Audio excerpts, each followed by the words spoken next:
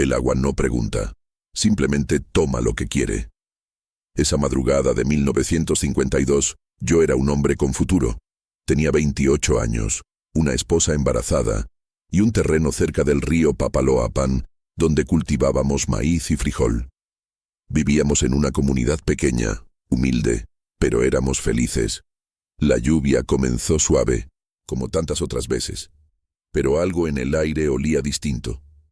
Los perros ladraban sin parar, las gallinas no bajaban de los árboles, y el río parecía respirar. Cuando la pared de agua llegó, no hubo tiempo para gritar. Me arrancó del suelo como si yo fuera una hoja seca.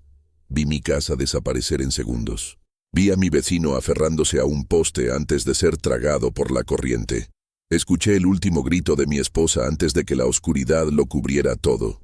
Yo giré bajo el agua, golpeando troncos, techos arrancados, animales muertos.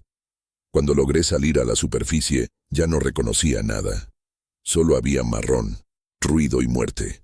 Agarré un tronco que pasaba a mi lado y me aferré con una fuerza que no sabía que tenía. La corriente me llevó río abajo durante horas, días. Perdí la noción del tiempo. Solo existía el agua, el frío y el miedo constante de soltarme. Bebí agua turbia, masqué pedazos de plantas podridas. Vi cuerpos hinchados flotando junto a mí. Algunos eran de personas que conocía. En el 7º día, quedé atrapado.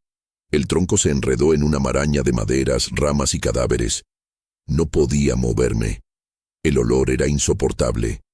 Las moscas cubrían todo. Y yo, en medio de esa trampa de muerte, seguía respirando. Seguía contando las horas. Seguía rogando que alguien viniera. Esto es lo que pasó cuando el río decidió que todavía no era mi momento de morir. Mi nombre es Tomás Ruiz, y lo que voy a contarles no es una película.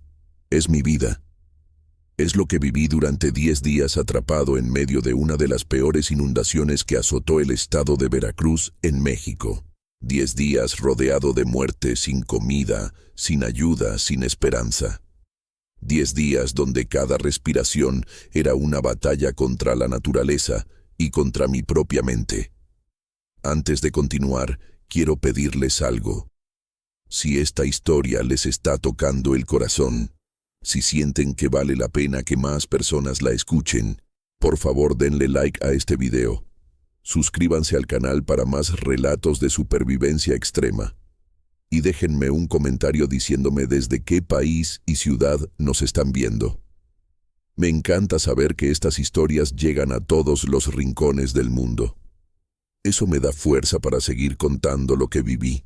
Ahora sí, los llevo conmigo a ese momento. Al instante exacto en que todo cambió. Porque la vida puede ser tranquila un segundo, y al siguiente puede convertirse en una pesadilla de la que no hay forma de despertar. Yo pensé que conocía el río. Pensé que sabía cómo respetarlo. Pero esa noche, el Papaloapan me enseñó que la naturaleza no tiene piedad, y que cuando el agua decide llevarte, lo único que puedes hacer es resistir o rendirte. Yo elegí resistir. Aunque cada fibra de mi cuerpo me gritaba que me dejara ir. Aunque el hambre me comía por dentro. Aunque el frío calaba hasta los huesos. Aunque los cuerpos a mi alrededor me recordaban que yo también podía ser uno de ellos. Resistí porque algo dentro de mí, algo más grande que el miedo, me decía que esta historia aún no terminaba. Así que acompáñenme. Y les juro que lo que van a escuchar jamás lo olvidarán. La lluvia llevaba 3 horas cayendo cuando decidí salir a revisar los animales. Mi esposa, Carmela, me pidió que no fuera. Tenía 7 meses de embarazo y últimamente sus instintos se habían vuelto más agudos. El río suena raro, me dijo mientras se agarraba el vientre. Yo le sonreí y le dije que volvería en 10 minutos. Esos 10 minutos se convirtieron en 10 días de infierno. El suelo estaba embarrado pero firme cuando salí. Las gallinas estaban inquietas, todas subidas en las ramas más altas del árbol de mango. Los cerdos gruñían sin parar, empujando la cerca como si quisieran escapar.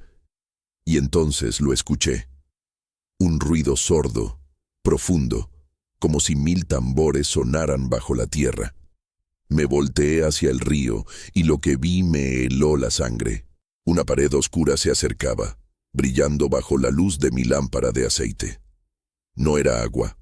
Era una montaña líquida cargada de árboles, rocas, casas enteras. Corrí hacia mi hogar gritando el nombre de Carmela. Pero la distancia era demasiada. El ruido creció hasta volverse ensordecedor. Sentí el suelo temblar bajo mis pies. Y entonces llegó. La primera ola me golpeó por la espalda con una fuerza brutal, como si un toro me hubiera embestido. Caí de bruces y el agua me cubrió instantáneamente.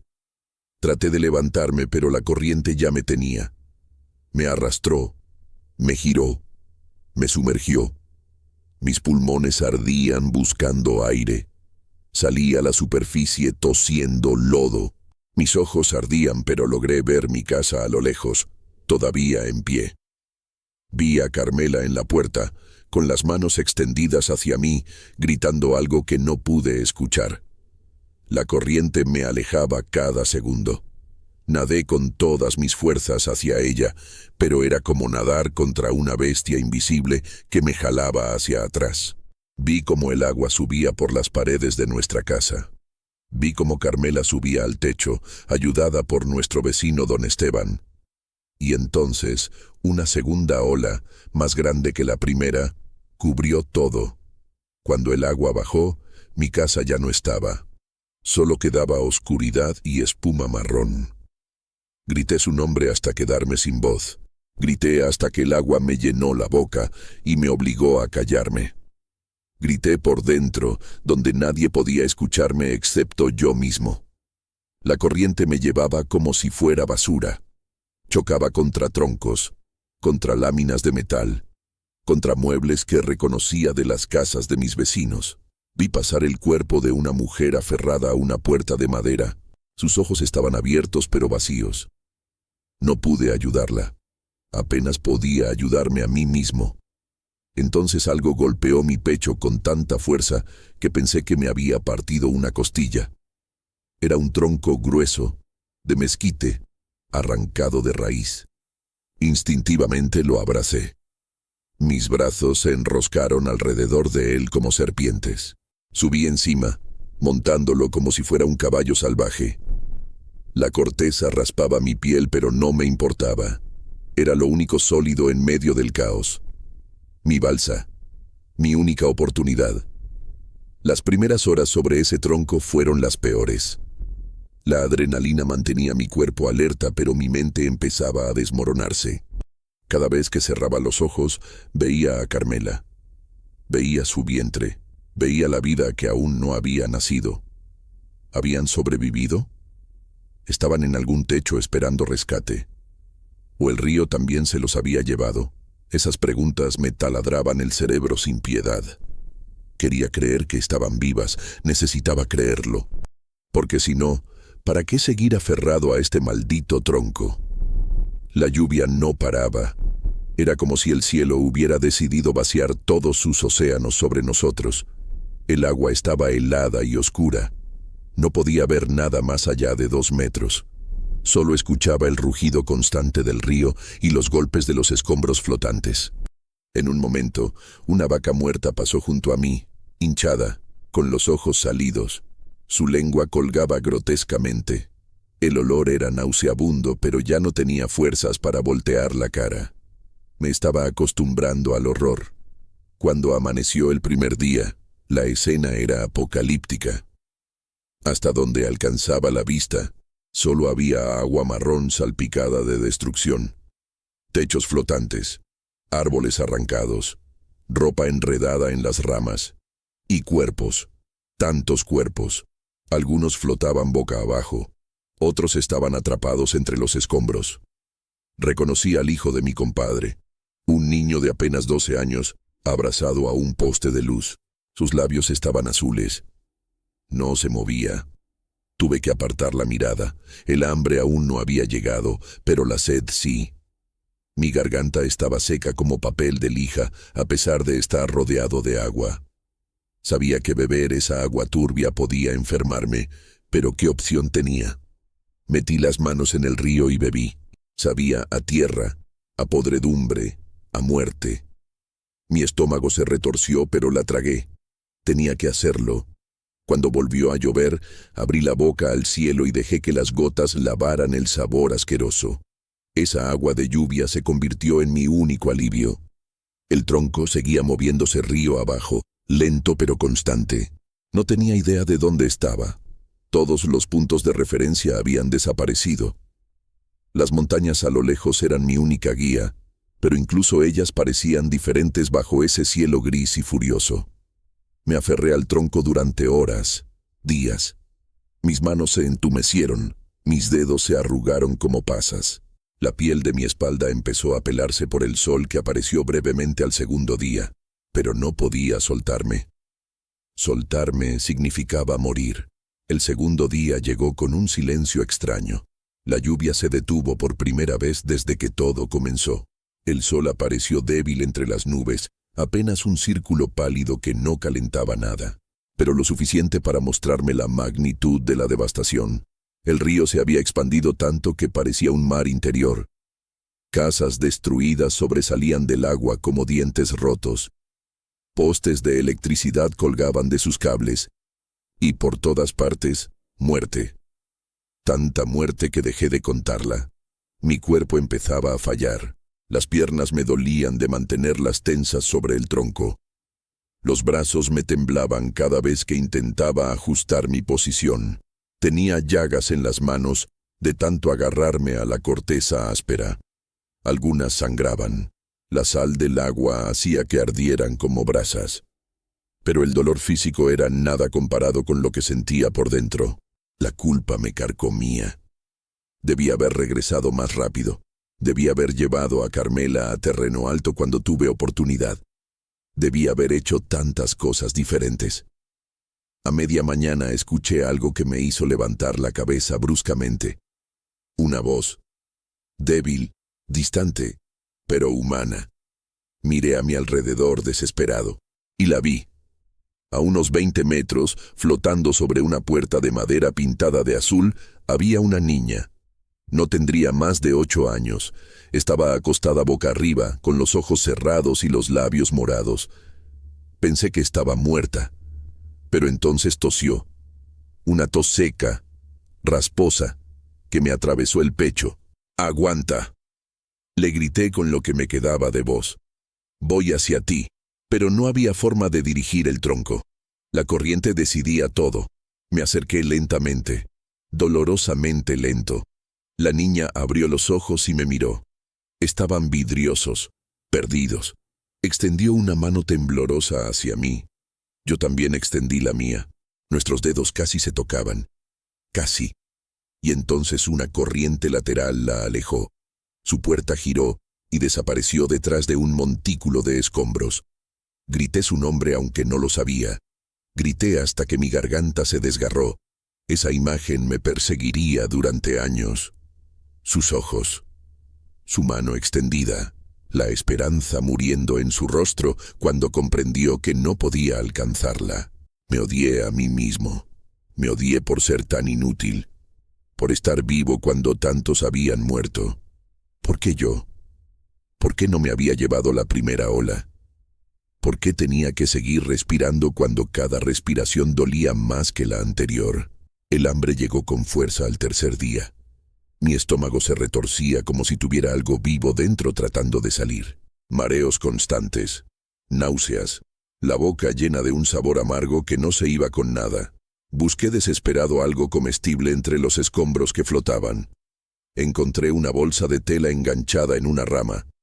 Adentro había 2 naranjas podridas y un pedazo de pan empapado. El pan se deshacía en mis manos, pero me lo llevé a la boca de todas formas. Sabía a cartón mojado y lodo, pero lo tragué.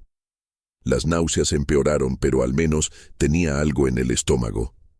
Esa tarde, el tronco chocó contra algo grande, un techo de lámina volcado que formaba una especie de isla improvisada. Varios objetos se habían acumulado allí. Ropa, ollas, una jaula de pájaros vacía y un cuerpo. Era un hombre mayor, boca abajo, con los brazos extendidos como si hubiera intentado nadar hasta el último momento. Lo reconocí. Era don Julián, el carpintero del pueblo, el que había hecho la cuna para mi hijo que aún no nacía. Cerré los ojos con fuerza. No quería verlo así, no quería que ese fuera mi último recuerdo de él. Pero algo llamó mi atención. Junto al cuerpo de don Julián había una cantimplora de metal. Mi corazón dio un salto. Extendí el brazo todo lo que pude, estirándome hasta que sentí que me iba a caer. Mis dedos rozaron el metal. Casi. Un poco más. Y la agarré. La abrí con manos temblorosas. Estaba medio llena de agua. Agua limpia.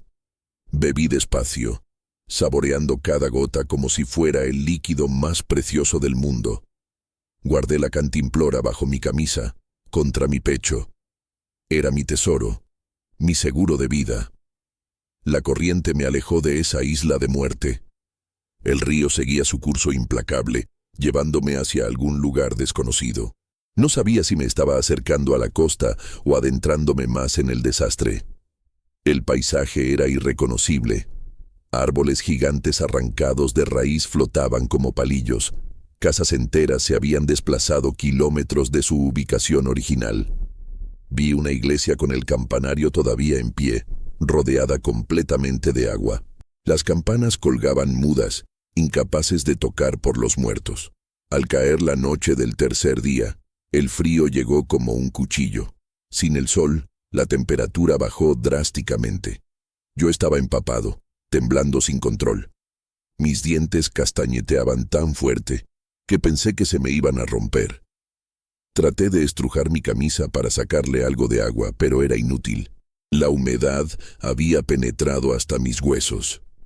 Me acurruqué sobre el tronco, abrazándolo como si fuera un ser querido. Pero la madera estaba igual de fría que el agua. Esa noche empecé a alucinar. Vi luces en la distancia que desaparecían cuando parpadeaba. Escuché voces llamándome por mi nombre. La voz de mi madre, muerta hace 10 años, me decía que me soltara, que dejara de luchar, que con ella estaría en paz. La voz de Carmela me rogaba que volviera a casa. Pero cuando abría los ojos, solo había oscuridad y el sonido interminable del agua. Mi mente me estaba jugando trucos crueles. El aislamiento, el hambre, el agotamiento. Todo se combinaba para hacerme dudar de lo que era real. Entonces, en medio de ese delirio, algo me rozó la pierna bajo el agua. Algo vivo. Pegué un grito y subí las piernas sobre el tronco instintivamente. Mi corazón latía tan fuerte que sentía que se me iba a salir del pecho. Esperé, conteniendo la respiración. Y lo sentí de nuevo. Un golpe suave contra el tronco. Después otro. Asomé la cabeza con cuidado y vi sombras moviéndose bajo la superficie. Peces. Grandes peces de río arrastrados por la corriente, desorientados como yo. Uno saltó cerca de mi cabeza. Su cuerpo plateado brillando un instante antes de caer de nuevo al agua. Traté de atrapar uno con las manos, pero era imposible. Eran demasiado rápidos. Mi frustración creció hasta convertirse en rabia. Rabia contra el río, contra el destino, contra Dios si es que existía. ¿Por qué poner comida frente a mí si no podía alcanzarla? ¿Era esto algún tipo de castigo? ¿Alguna prueba divina? Golpeé el tronco con los puños hasta que me sangraron los nudillos. Grité insultos al cielo hasta quedarme afónico. Y cuando ya no me quedaba nada más que dar, simplemente lloré. Las lágrimas se mezclaron con el agua del río. Lloré por Carmela, por nuestro hijo que tal vez nunca conocería, por mi casa destruida, por mis vecinos muertos, por la niña que no pude salvar, por don Julián y su cantimplora que ahora era mía. Lloré hasta que no quedaron más lágrimas. Y entonces, exhausto, vacío, me quedé dormido sobre el tronco. Un sueño inquieto lleno de pesadillas donde me ahogaba una y otra vez sin poder despertar. Desperté al amanecer del cuarto día con el cuerpo completamente rígido. Cada músculo protestaba cuando intenté moverme. Mis articulaciones parecían soldadas en su posición. Tardé varios minutos en poder estirar las piernas sin que el dolor me hiciera gritar. El sol salía tímido detrás de las nubes bajas, pintando el cielo de un naranja enfermizo. El paisaje había cambiado durante la noche. El río se había ensanchado aún más, pero la corriente era menos violenta. Los escombros flotaban más dispersos. Y el silencio era absoluto. Ni pájaros, ni insectos. Solo el chapoteo constante del agua contra mi tronco. Mi piel estaba en un estado deplorable. Las manos llenas de llagas supurantes. Los labios agrietados sangraban cada vez que los movía. Tenía quemaduras de sol en la cara y los hombros a pesar del clima nublado. La ropa se me pegaba al cuerpo, áspera por la sal y el lodo seco. Y el olor. Dios, el olor que emanaba de mí era insoportable. Una mezcla de sudor rancio, agua putrefacta y algo más profundo, más oscuro. El olor de alguien que está empezando a pudrirse en vida. Bebí los últimos sorbos de agua limpia de la cantimplora. Sabía que tenía que racionar, pero la sed era demasiado fuerte.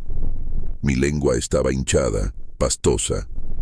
Cada vez que tragaba sentía como si tuviera arena en la garganta. Miré el agua marrón que me rodeaba. Sabía que volver a beberla era arriesgado. Pero ¿qué otra opción tenía? Llené la cantimplora y esperé unos minutos para que los sedimentos se asentaran en el fondo. Luego bebí despacio, tratando de no pensar en lo que podría contener ese líquido turbio. A media mañana vi algo que me hizo dudar de mi cordura. Una casa. Una casa completa, flotando como un barco gigante. Se movía lentamente río abajo, a unos 50 metros de mí. Las paredes estaban intactas. El techo se mantenía firme. Incluso podía ver cortinas ondeando en las ventanas abiertas. Era surreal. Una imagen imposible. Grité pidiendo ayuda por si alguien estaba dentro, pero no hubo respuesta. Solo el eco de mi propia voz regresando burlón desde el agua. La casa me adelantó y desapareció tras un recodo del río. Me dejó con más preguntas que respuestas. ¿Cómo era posible que una estructura así siguiera entera mientras todo lo demás había sido destrozado? ¿Era una señal? ¿Un mensaje de que la destrucción no era total? ¿De que algo podía sobrevivir intacto? ¿O tal vez era solo otra crueldad del destino? Mostrarme que la supervivencia era posible, pero no para mí. Esa tarde encontré comida. Real comida. Un gallinero volcado flotaba entre los escombros, y dentro, milagrosamente, había 2 gallinas vivas. Estaban mojadas, asustadas, pero vivas. Mi instinto de supervivencia se activó como nunca antes. Me acerqué lentamente, moviendo el tronco con pequeños impulsos de mis piernas en el agua. Las gallinas cacareaban nerviosas. Una intentó volar, pero sus alas estaban demasiado empapadas. La atrapé con ambas manos. Sus garras me arañaron los brazos, pero no la solté. La segunda gallina saltó al agua y se alejó nadando torpemente. No tuve fuerzas para perseguirla. Sostuve a la gallina contra mi pecho. Podía sentir su corazón latiendo frenético. Sabía lo que tenía que hacer. Había matado gallinas cientos de veces en mi vida. Era parte de la vida en el campo. Pero esto era diferente. Esta gallina era lo único vivo que había tocado en días aparte de mí mismo. Dudé. Mi estómago rugió recordándome la necesidad. Con un movimiento rápido le rompí el cuello. El sonido fue seco, definitivo. Su cuerpo se relajó en mis manos. Arranqué las plumas con dedos temblorosos. La piel de la gallina era dura y resistente. No tenía cuchillo. No tenía nada. Tuve que usar las uñas y los dientes. Desgarré la carne cruda y me la llevé a la boca.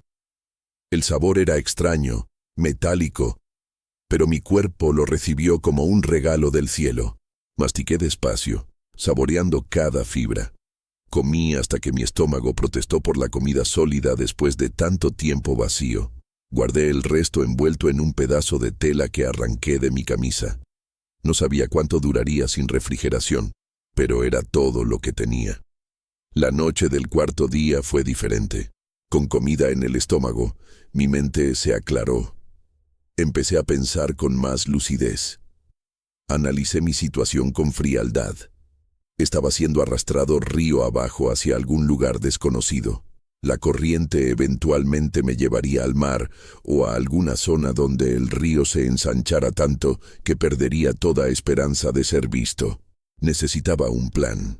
Necesitaba encontrar una forma de salir de esta corriente antes de que fuera demasiado tarde.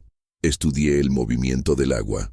Noté que cerca de las orillas, donde había obstáculos grandes como árboles caídos o construcciones parcialmente sumergidas, la corriente perdía fuerza. Si podía dirigir el tronco hacia uno de esos puntos, tal vez podría encallar y esperar rescate en un lugar visible. Pero dirigir el tronco era casi imposible. Intenté usar mis piernas como remos, pero el agotamiento era demasiado. Cada movimiento me costaba una energía que no tenía. Entonces lo vi. A lo lejos, hacia la derecha, un grupo de árboles grandes formaban una especie de barrera natural. Muchos troncos y escombros se habían acumulado allí, creando una isla artificial de desechos. Si la corriente me llevaba en esa dirección, tal vez podría atraparme en esa maraña. Era arriesgado. Podía quedar enterrado bajo los escombros. Podía ahogarme tratando de maniobrar, pero quedarme a la deriva significaba muerte segura eventualmente. Tenía que intentarlo. Usé un pedazo largo de madera que flotaba cerca como remo improvisado. Empujé el agua hacia la izquierda, tratando de hacer que el tronco girara hacia la derecha. Era como intentar mover una montaña con una cuchara. Mis brazos ardían. Mis hombros gritaban. Pero lentamente, centímetro a centímetro, el tronco comenzó a cambiar de dirección. La corriente peleaba contra mí, tratando de arrastrarme de regreso al centro del río. Pero yo seguía empujando, seguía luchando. La distancia se acortaba. 50 metros, 40, 30. Podía ver los detalles de la isla de escombros ahora. Ramas entrelazadas como dedos gigantes. Láminas de metal retorcidas. Postes de madera clavados en ángulos imposibles. Y cuerpos. Más cuerpos atrapados entre los desechos. Aparté la vista y seguí remando. 20 metros, 10. Y entonces la corriente me agarró con fuerza renovada, como si supiera lo que intentaba hacer. Me jaló hacia la izquierda bruscamente. El tronco giró. Perdí el equilibrio y casi caigo al agua. Me aferré con todas mis fuerzas. El remo improvisado se me escapó de las manos y desapareció en la corriente. Maldije en voz alta. Había estado tan cerca, tan malditamente cerca. Pero entonces sentí un golpe. El tronco chocó contra algo sólido. Miré hacia adelante y mi corazón dio un salto. Una rama gruesa sobresalía del agua y mi tronco se había enganchado en ella. La corriente empujaba, pero el tronco no se movía. Estaba atrapado. Finalmente, después de 4 días a la deriva, estaba atrapado. Y por primera vez desde que comenzó esta pesadilla, atrapado era exactamente donde quería estar. El alivio duró exactamente 30 segundos. Después llegó el horror completo de mi situación. Estaba atrapado, sí, pero no en un lugar seguro. Estaba encajado en el centro de una trampa mortal hecha de madera podrida, metal oxidado y muerte. El olor era tan denso que podía saborearlo. Dulzón, penetrante, nauseabundo. El olor de la carne descomponiéndose bajo el sol. Mi estómago se revolvió y vomité la gallina que había comido horas antes. El líquido ácido cayó al agua oscura que me rodeaba. Cuando logré controlar las náuseas, evalué mi prisión. El tronco estaba firmemente enredado con otros 3 troncos más pequeños y varias ramas gruesas. A mi izquierda había un pedazo de techo de lámina doblado como papel.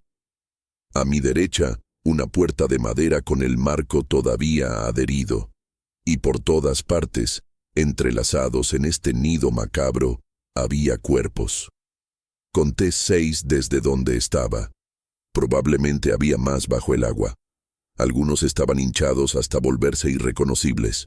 Otros mostraban huesos donde los peces y las ratas habían comido la carne.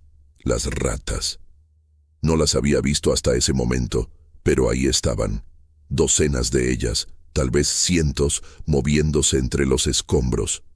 Grises, enormes, con ojos rojos que brillaban cuando la luz las alcanzaba. Se alimentaban de los muertos. Mordisqueaban, arrancaban, masticaban. El sonido de sus dientes raspando contra el hueso me revolvía el estómago. Algunas se acercaban a mi tronco, husmeando, evaluando si yo también era comida. Les grité y las ahuyenté tirándoles pedazos de madera, pero siempre regresaban. La primera noche en la isla de escombros fue la peor de todas. Sin la corriente moviéndome constantemente, el frío se instaló con más crueldad. No podía moverme para generar calor. Cada vez que intentaba cambiar de posición, el tronco crujía amenazando con soltarse. Así que me quedé inmóvil, temblando, con los dientes castañeando tan fuerte que pensé que se me partirían. Las ratas se volvieron más atrevidas en la oscuridad. Sentía sus patas diminutas caminando sobre mis piernas. Una trepó por mi espalda. Le di un manotazo y chilló antes de caer al agua. Al amanecer del quinto día, descubrí algo que cambiaría todo. Entre los escombros, a 1 metro de distancia, había una mochila de lona enganchada en una rama. Estaba cerrada. Extendí el brazo todo lo posible, pero no alcanzaba. La frustración me consumía. Podía haber comida ahí dentro, medicinas, cualquier cosa. Busqué algo largo para alcanzarla. Encontré una vara de metal, parte de una cerca probablemente. La usé como extensión de mi brazo. Tardé 20 minutos de intentos torpes, con las manos entumecidas y temblorosas, pero finalmente enganché la correa de la mochila y la jalé hacia mí. Abrí el cierre con dedos ansiosos. Adentro había ropa de mujer empapada, una Biblia hinchada por el agua y una bolsa de plástico sellada. Abrí la bolsa con los dientes. Dentro había galletas. Galletas María, todavía secas, protegidas por el plástico. Lloré. Lloré mientras metía 2 galletas en mi boca y las masticaba lentamente. Sabían a gloria, a esperanza, a vida. Comí 4 más antes de obligarme a parar. Tenía que racionar. No sabía cuánto tiempo estaría aquí. Guardé el resto de las galletas en la bolsa y la até firmemente a mi cinturón. Pero encontrar comida también trajo una nueva maldición. Las ratas olieron las galletas. Esa noche me atacaron. No solo se acercaban, sino que trepaban sobre mí activamente, buscando la bolsa. Mordían mi ropa. Una me mordió el brazo dejando 2 puntos de sangre. Entré en pánico. Grité y las golpeé, pero seguían viniendo. Eran demasiadas. Finalmente, desesperado, até la bolsa de galletas al extremo de un palo y la colgué sobre el agua, lejos de donde yo estaba. Las ratas perdieron interés en mí y se concentraron en tratar de alcanzar la bolsa colgante. Pude dormir esporádicamente, despertando cada vez que sentía algo rozarme. El 6.º día amaneció con moscas. Miles de moscas. Se posaban en todo, en los cuerpos, en los escombros, en mí. Zumbaban constantemente alrededor de mi cabeza. Se metían en mis oídos, en mi nariz, en las comisuras de mis labios. Las espantaba, pero regresaban inmediatamente. Algunas ponían huevos en las heridas abiertas de mis manos. Vi los pequeños gusanos blancos retorciéndose bajo mi piel y sentí que iba a enloquecer. Usé el agua del río para lavarme las manos frenéticamente, arrancando los gusanos con las uñas. El dolor era intenso, pero necesario. Mi mente empezaba a fracturarse. Hablaba solo constantemente, conversaciones enteras con personas que no estaban ahí. Le contaba a Carmela sobre mi día, como si ella pudiera escucharme. Le describía el cielo, el agua, la forma de las nubes. Le prometía que volvería a casa, que encontraría la manera. A veces me respondía. Escuchaba su voz tan clara como si estuviera a mi lado. Resiste, Tomás. Solo un poco más. Aguanta por nosotros. No sé si realmente la escuchaba o si mi cerebro inventaba lo que necesitaba oír para no rendirme. El séptimo día llegó con un nuevo horror. Uno de los cuerpos atrapados cerca de mí comenzó a moverse. Al principio pensé que estaba alucinando otra vez, pero no, se movía de verdad. Burbujas subían desde el abdomen hinchado. El cuerpo se infló más y más hasta que con un sonido nauseabundo explotó. Gases putrefactos llenaron el aire. Líquidos oscuros se derramaron en el agua. Vomité violentamente, inclinándome sobre el borde del tronco. No había comido mucho, así que solo salió bilis amarga que me quemaba la garganta. Después de eso entré en una especie de trance. Las horas se desdibujaban. No sabía si era de día o de noche. Flotaba entre el sueño y la vigilia, incapaz de distinguir uno del otro. Soñaba con agua limpia, con camas secas, con el rostro de Carmela sonriéndome. Despertaba gritando cuando las ratas me mordían o cuando una ola más grande sacudía la isla de escombros. Mi cuerpo estaba fallando. La deshidratación me hinchaba la lengua. La fiebre hacía que todo temblara y sudara incluso en el frío. Las infecciones en mis heridas se extendían, dejando líneas rojas subiendo por mis brazos. En uno de mis momentos de lucidez, me di cuenta de algo terrible. Había dejado de sentir las piernas. Estaban dormidas, sin circulación, colgando en el agua fría por demasiado tiempo. Intenté moverlas, pero apenas respondían. El pánico me invadió. ¿Y si nunca volvía a caminar? ¿Y si sobrevivía solo para quedar paralizado? Forcé mis piernas a moverse, a doblarse, a reaccionar. El dolor cuando la sangre volvió a circular fue insoportable. Miles de agujas clavándose simultáneamente. Pero lo prefería a la nada. El dolor significaba que todavía estaba vivo. El octavo día escuché un sonido diferente. No era el agua, no eran las ratas, era un motor, distante, débil, pero inconfundible. Un motor de barco. Me incorporé tan rápido que casi pierdo el equilibrio. Miré hacia todos lados desesperado. Nada. Solo agua y escombros hasta donde alcanzaba la vista. Pero el sonido continuaba. Se acercaba, o tal vez se alejaba. No podía saber. Grité con toda la fuerza que me quedaba. «Aquí, estoy aquí, ayuda». Mi voz era apenas un graznido ronco. El motor seguía sonando. Y entonces, lentamente se desvaneció. Desapareció por completo, dejándome solo otra vez con el silencio. Esa fue la primera vez que verdaderamente consideré rendirme. Sería tan fácil. Solo tenía que soltarme, dejarme caer al agua, hundir la cabeza y no volver a sacarla. El río me llevaría con los demás. Carmela no tendría que vivir con la incertidumbre. Sabría que estaba muerto y podría seguir adelante. El bebé crecería sin conocerme, pero tendría una madre fuerte. Era lo mejor para todos. Mis manos comenzaron a aflojar el agarre del tronco. El agua lamía mis dedos invitándome a soltar. Pero entonces sentí algo en mi bolsillo. El crucifijo de plata que mi madre me había dado antes de morir. Lo había llevado todos estos días, sin siquiera recordar que estaba ahí. Lo saqué con manos temblorosas. La cadena estaba rota, pero la cruz permanecía intacta. La luz del atardecer se reflejaba en el metal. Y en ese momento, algo se rompió dentro de mí. No fe religiosa exactamente, sino algo más profundo. Una terquedad primitiva. Una negativa absoluta a darle al río la satisfacción de vencerme. Si iba a morir, sería peleando, no rindiéndome. El noveno día amaneció diferente. El agua había bajado. No mucho, pero lo suficiente para que pudiera ver el lodo oscuro del fondo en algunos lugares. La corriente era más lenta, casi quieta.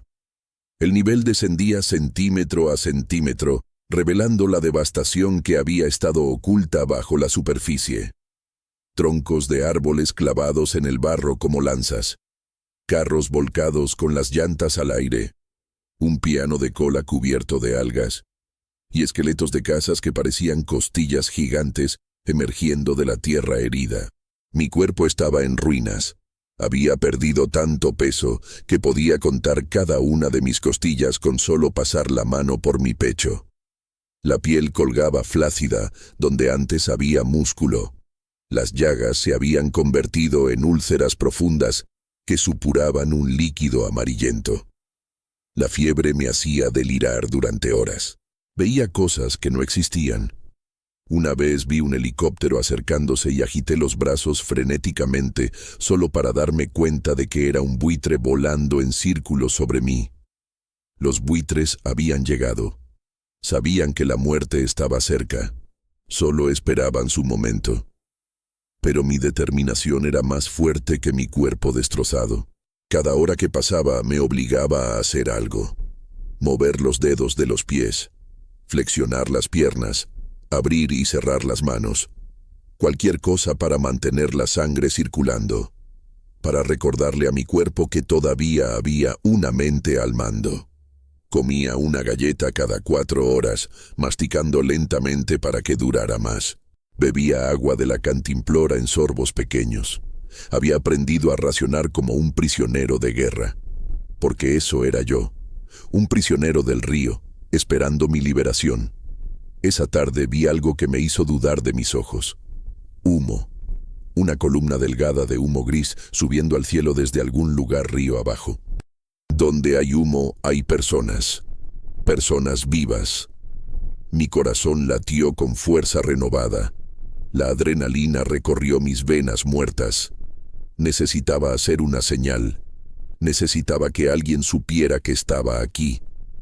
Busqué algo que pudiera quemar. Encontré un pedazo de tela seca que había estado protegida bajo una lámina. La até a un palo largo que sobresalía de los escombros, pero no tenía fuego. No tenía forma de encenderla. Entonces recordé las historias de mi abuelo sobre hacer fuego con fricción. Busqué 2 pedazos de madera seca. Froté uno contra otro frenéticamente. Mis manos sangraban por el esfuerzo. Aparecían ampollas sobre ampollas, pero nada. Ni una chispa, ni un rastro de humo. Lloré de frustración. Estaba tan cerca. Había gente ahí fuera, viva, buscando sobrevivientes. Y yo no podía hacer que me vieran. Grité hasta quedar sin voz. Golpeé el metal con la vara esperando que el sonido viajara. Pero el río absorbía todo. El silencio era absoluto. La noche del 9º día fue la más oscura. Sin luna, sin estrellas, solo negrura completa. No podía ver mi propia mano frente a mi cara. Los sonidos se amplificaban en la oscuridad. El chapoteo del agua contra los escombros, el crujir de la madera hinchada, los chillidos de las ratas peleando por territorio y algo más, algo grande moviéndose en el agua. Lo escuché acercarse. Respiración pesada, salpicaduras lentas. Mi mente se llenó de terror primitivo. ¿Un caimán? ¿Quedaban caimanes después del desastre? El sonido rodeó mi isla de escombros. Circuló 2 veces y después se alejó lentamente. Nunca supe qué era. Tal vez era mejor así. El 10º día llegó con neblina espesa. El mundo entero era blanco. No podía ver más allá de 2 metros en cualquier dirección. Estaba envuelto en una nube que tocaba el agua. Mi respiración era visible. Pequeñas nubes que desaparecían en la neblina más grande. Tosía constantemente ahora. Una tos profunda que venía del fondo de los pulmones. A veces tosía sangre. Pequeñas motas rojas que escupía al agua. Mi cuerpo se estaba apagando sistema por sistema. Podía sentirlo. Cada órgano luchando, fallando, rindiéndose.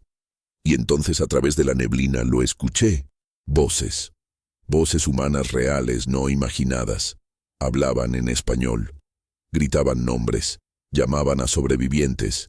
Venían del río acercándose lentamente. Traté de gritar, pero mi voz era inexistente. Solo salió un graznido débil. Tosí tratando de despejar la garganta. Intenté de nuevo. Aquí. Fue apenas un susurro.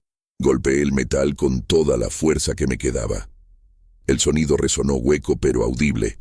Las voces se detuvieron. ¿Escucharon eso?, dijo una. Venía de allá.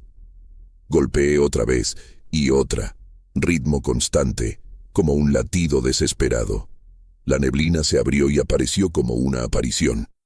Una lancha de madera con 4 hombres remando. Llevaban sombreros de paja y pañuelos cubriendo la nariz por el olor. Uno de ellos me vio y gritó: «¡Hay alguien ahí! ¡Está vivo!». Se acercaron lentamente, navegando entre los escombros. Sus rostros mostraban shock cuando me vieron de cerca. Sé cómo debía verme. Un esqueleto cubierto de piel sucia, quemada, infectada, más muerto que vivo. Uno de ellos se santiguó. «Dios mío», susurró. «¿Cuánto tiempo llevas aquí, hermano?» «10 días», logré decir. Mi voz sonaba como grava raspando metal. 10 días en el agua. Los hombres se miraron entre sí con incredulidad. «No es posible», dijo el más viejo. «Nadie sobrevive 10 días así». Pero ahí estaba yo, la prueba viviente de que lo imposible era posible. Me extendieron las manos. Traté de moverme hacia ellos, pero mis piernas no respondieron. Estaban completamente dormidas. 2 hombres se metieron al agua hasta la cintura y me levantaron con cuidado. Pesaba tan poco que uno solo podría haberme cargado. Me recostaron en el fondo de la lancha sobre unos sacos de arpillera. Alguien puso una manta sobre mí. El calor de la tela me hizo temblar violentamente. Alguien más puso una cantimplora en mis labios. «Despacio», me advirtió. «Muy despacio». Bebí sorbos pequeños de agua fresca.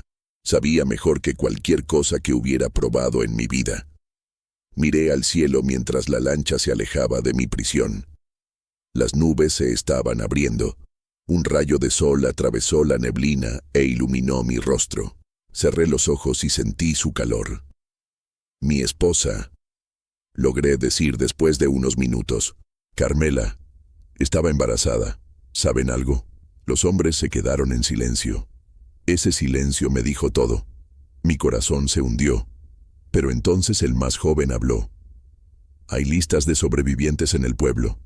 Cientos de personas están en refugios. Preguntaremos». No era una confirmación, pero era esperanza.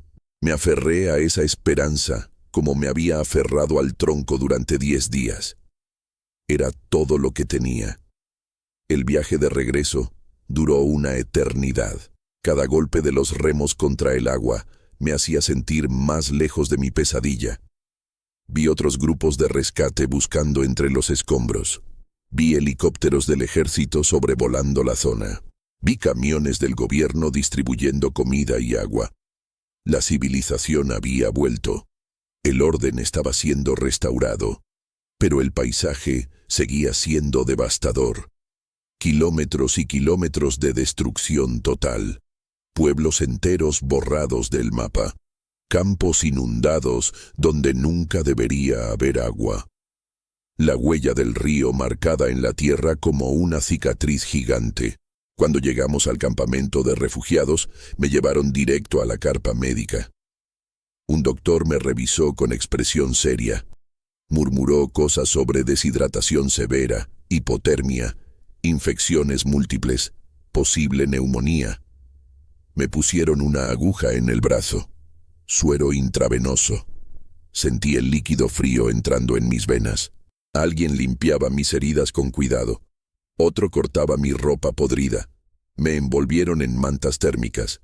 Me dieron caldo tibio en una taza de metal.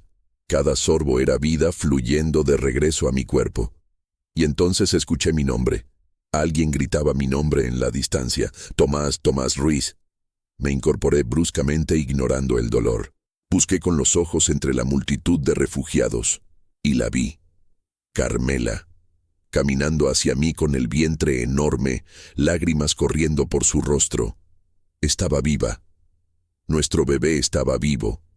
Traté de levantarme, pero las piernas cedieron. Ella corrió los últimos metros y se dejó caer a mi lado. Nos abrazamos llorando. Ella tocaba mi rostro como si no pudiera creer que era real. Yo enterré la cara en su cuello y respiré su olor. Estaba en casa. Finalmente, estaba en casa. Pasé 3 semanas en el hospital recuperándome. Perdí 2 dedos del pie izquierdo por congelamiento. Las cicatrices en mis manos nunca desaparecieron completamente. Y las pesadillas me acompañaron durante años. Cada vez que llovía fuerte, despertaba gritando, creyendo que el agua venía de nuevo. Carmela me sostenía hasta que el temblor pasaba, hasta que recordaba que estaba a salvo. Nuestro hijo nació 2 meses después. Lo llamamos Rafael, que significa Dios ha curado. Cada vez que lo miro, recuerdo por qué resistí, por qué no me solté del tronco, por qué luché contra el río y gané. Dicen que más de 2000 personas murieron en aquella inundación de 1952. Yo debí ser el 2001. Pero el río, por alguna razón que nunca entenderé, decidió devolverme a la vida. Ahora tengo 73 años. Rafael tiene hijos propios. Y cuando mis nietos me preguntan sobre las cicatrices en mis manos, les cuento la verdad. Les cuento que el agua no tiene corazón, pero que el espíritu humano puede ser más fuerte que cualquier corriente. Les cuento que sobreviví a lo imposible, y que cada día desde entonces ha sido un regalo que nunca dejaré de agradecer.